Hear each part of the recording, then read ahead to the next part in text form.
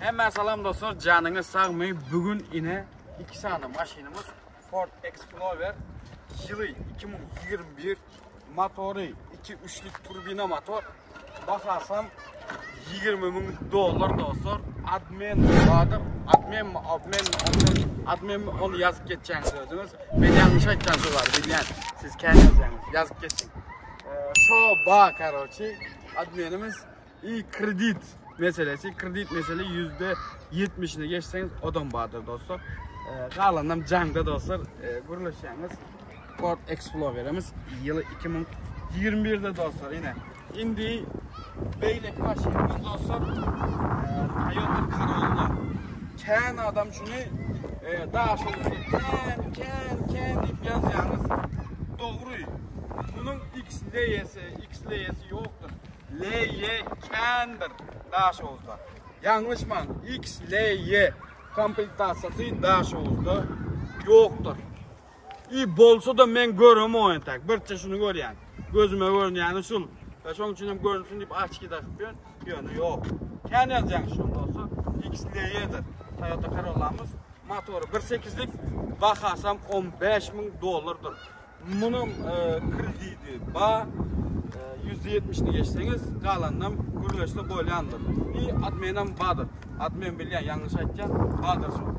Karoçi başka gelin Ford Explorer'ın içini görkezeyin. İçin neyli yağdaydı, neyli sustain'da görün.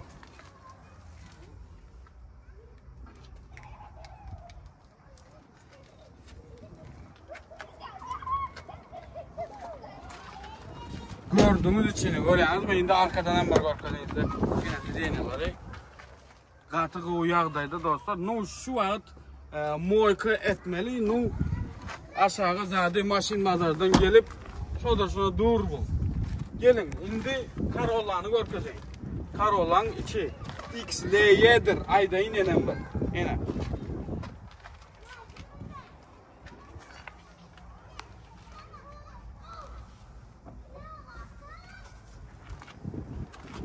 Görüyorsunuz içini yine. Yine beylesini görkezeyin. Gel at. Yine. Görüyorsunuz. Neyli yağdayda, neyli sastayanada diska yağdaylarını görkezeyin. Explorer'ın kıyını operatör görüyorsunuz yine diska yağdaylarını. Corolla'nın diska yağdaylarını görüyorsunuz. Yine. Daş teorinin görkezeyli dostum.